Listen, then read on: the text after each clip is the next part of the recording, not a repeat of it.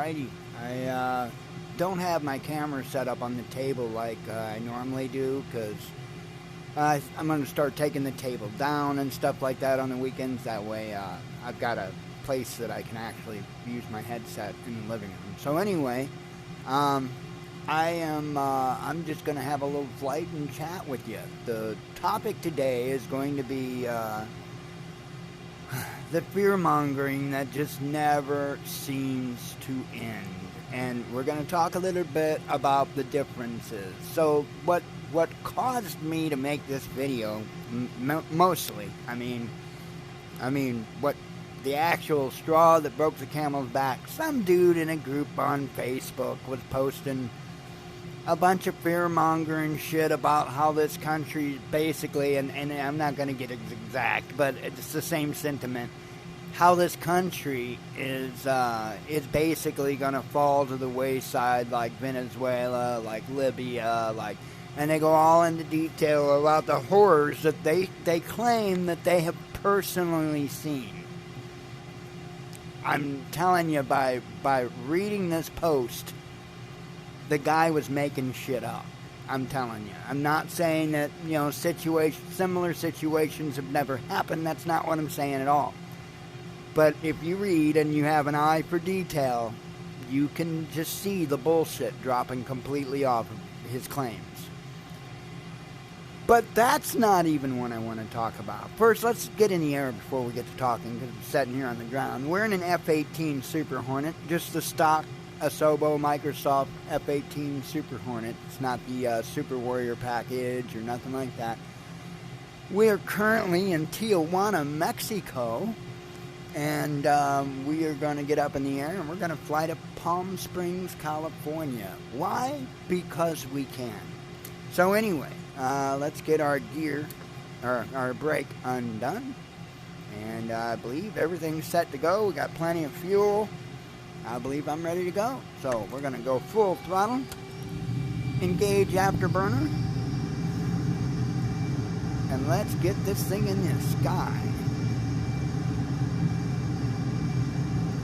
And we're going to rotate, gear up. I'm going to go ahead and get our nose pointed up in the air. And of course, I didn't bring up any of my maps ahead of time like I had intended to do. I can make it happen with just this one. Okay, we need to bank left. Gorgeous down there, isn't it? You know what's cool about this? I pull back hard, and you actually see the air compressed off the wing. Going too slow now. Anyway, we need to get back in the direction we're going here. Get settled away, and then we'll continue our discussion. I think we're pretty settled now. Beautiful sunrise, isn't it? So anyway, back to fear-mongering. There's a lot of different reasons people do this stuff. Sometimes it's because some people feel a sense of control over others if they fearmonger them, if they make them afraid. It doesn't even have to be like afraid of them. It's just, make them afraid, and it's kind of like they feel like they have a certain level of control over that individual. And so I think that is probably one of the biggest reasons. But there are many, many, many, many reasons why people fearmonger. On YouTube, you'll see a lot of people doing it because it's profitable, right? They make money. If they can keep you scared, they can keep you clicking on their videos. So let me explain what I'm talking about. First of all, and I've said this a number of times, it's not like we've never had an SHTF in the United States. What is an SHTF? That pretty much, I think, and I know we all have our own definitions, but on average, I thought I'd close my menu.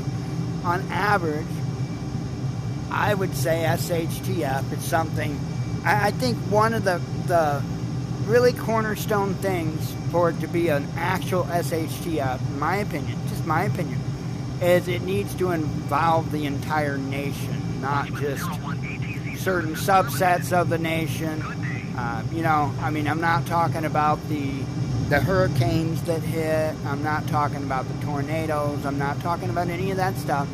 I'm talking about truly, truly big stuff. And we do have a couple of times in the United States of America to where we had that truly, truly big stuff. Yet, we didn't go Mad Max. The first time, I'm sure you're well aware of, would be the Great Depression. And there's other times, too, than the ones I'm mentioning. But I'm mentioning ones that people have, a little bit of knowledge on, or at least basic understanding of. And so the Great Depression, right? Very, very bad times. Did the nation go Mad Max during the Great Depression? Can you show me where the nation went Mad Max during the Great Depression? Now, I guarantee you that there were places to where the crime picked up. I mean, I'm sure crime picked up everywhere, but, it's going to be significant in your inner cities and stuff like that. You're going to see the same places that you see issue today is the same place that you'll see issue during a major SHTF. However, the entire nation is not going to be in one big battlefield. If you live somewhere where it's likely going to be a big battlefield, you need to move, yo. There's nothing else that can be said on that. You need to move. Well, we went through the Great Depression and we didn't have any real super big Mad Max moments during the entire Great Depression, so, I don't know. That was a pretty significant event that was nationwide. Okay? I mean, they literally went and confiscated people's freaking gold, man. I mean, that's like crazy. Also why I say don't hedge your bets by stacking and stocking precious metals, because if the government does their usual tricks again, you won't be able to do a damn thing with it for so long, and it'll make it not worth it for you. But you're not going to hear that from the folks that want to promote it just because it's something they do, so that means it's a good idea, right? Right? Ain't that how that works? Just because, if I do something that instantly makes it a good idea, right? Not so much. Because let me tell you what, I've done a lot of stupid shit in my life. And there's a lot of point in time in my life where I would not, absolutely not recommend you follow my dumb ass. But, and it is what it is. I'm also something that a lot of people aren't, and that's brutally honest. So, I'll tell you the truth about myself. I'll tell myself, because why? Because I want to lead by example, that's why. So let's get to number 2. There's another reason, or another thing, another SHTF that happened in the United States. So I want to take a look at it, and I want to dissect it a little bit. We're going to be there here pretty quickly. And that's 9/11. And I would say that 9/11 was most certainly considered an SHTF event. While the direct impact, and when I say direct impact, I mean like literally direct impact, was New York City, the whole nation felt it to its core. And what did we do? Did we go all Mad Max and start blowing everybody's heads off in the nation? No, we didn't. There wasn't even a little bit of that. There was an uptick in hate crimes against people of the, from the Middle East region. Didn't even necessarily have to be Muslim. There were a lot. If you wore a turban, it didn't matter who you were, right? And the reason I say that is because if you know the Sikh people, know about the Sikh people and how awesome the Sikh people are, they were some of the individuals that were targeted during that time period. And, they're awesome people. They are extremely awesome people. But, kind of is what it is. Should be coming up to the airport. But what happened with 9/11? Did we break out the guns and blow each other's heads off, right? No, we didn't. What we did is we pulled together. we checked on friends and neighbors, and we checked on people that we didn't even normally talk to, right? And everybody, you'd go into a store, right? And your eyes would meet somebody else's eyes in the store. And it was just, without a word said, we knew. Everybody knew what everybody else was thinking. There was no... And you're going to see a lot of that. Okay, I'm going to do a loop. And go back. It's always fun to do a loop at 30,000 feet in the air. Whoa, getting a little squirrely there.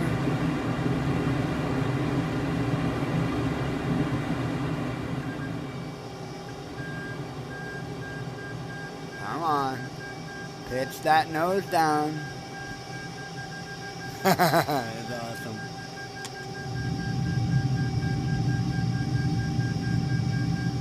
See that? That's me.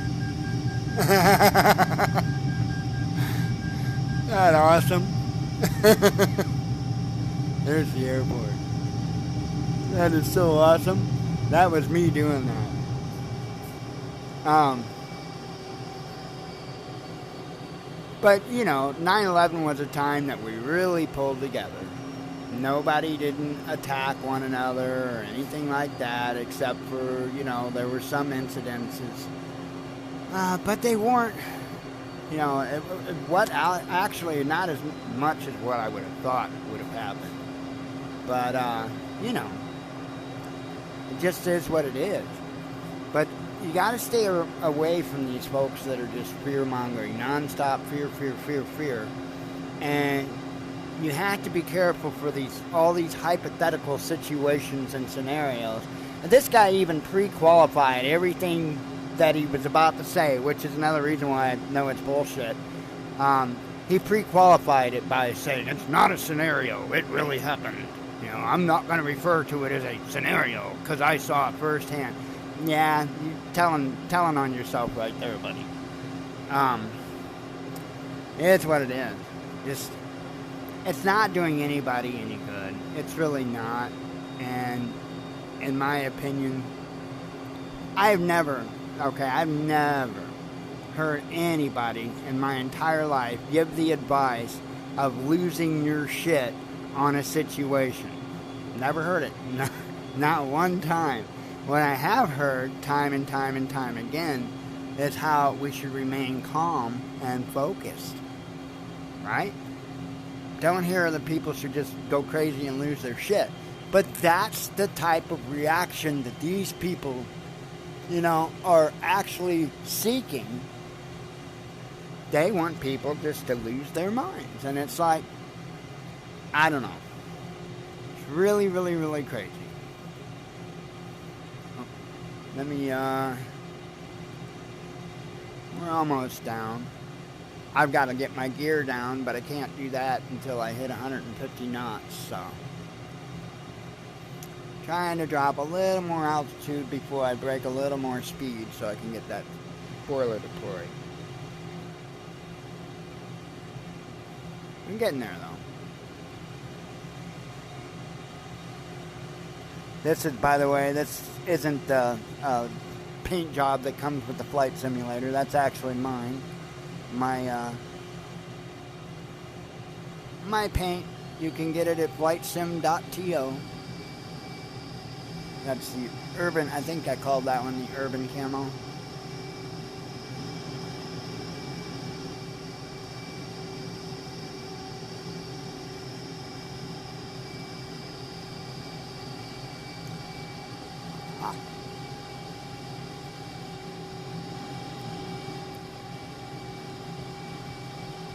See the airport over there. We just got to get up. Oh,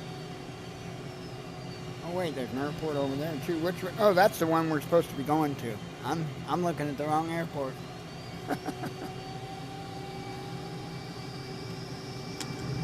get that back up. I just want to get a little bit of speed up so I can get a little altitude so I can take a look at the situation here. It looks like I think we're running towards a runway here. I believe so, from the blinking lights. Blinky, blinky. Okay, we're going to drop our gear. Make sure that we have it confirmed down. Hello, hello, hello. 1, 2, 3. All right. 3 green. We're going to go ahead and increase our speed and hold about 150. I try to stay between like 150, 160 knots as I approach. I don't know if that's the actual speed you're supposed to. I just fly it how it feels. Anyway, you know, we really got to kind of work ourselves away from these fear mongers, because they're not adding to anything. They're actually taking away, and they're not going to stop. They are just not. They are hell bent on fear, and the only way you can, you know, fight that, and I'm not talking about, you know, self-accountability fighting it, I'm talking about fighting their ability to keep doing that, is by not clicking on the video. But that's like a very, very big price to ask for, I think, in most cases. But that's the only way we're going to stop it.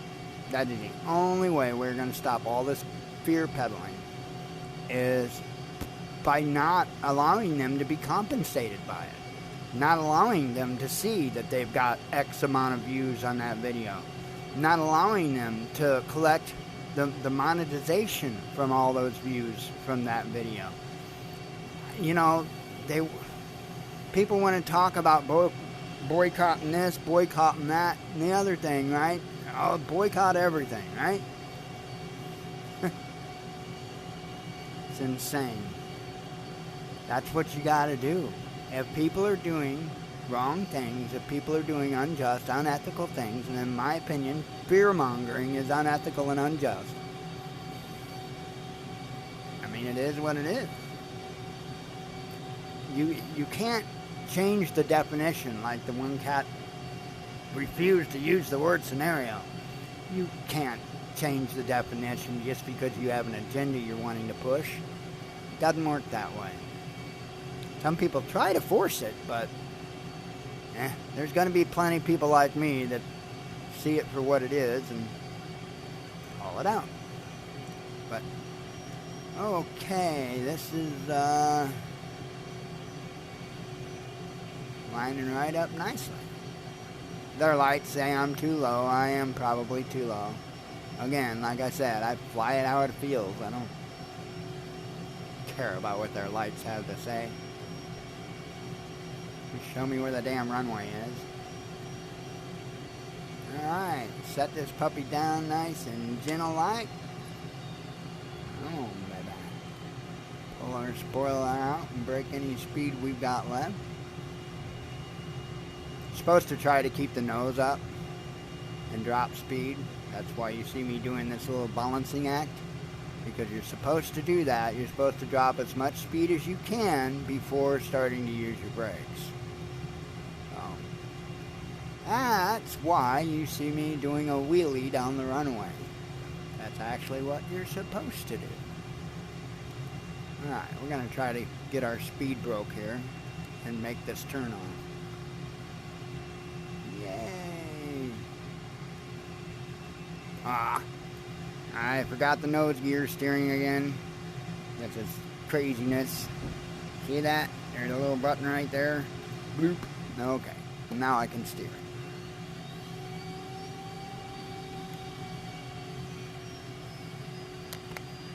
Fun times. Anyway, we made it to Palm Springs, California from Tijuana, Mexico, and we're still alive, yo.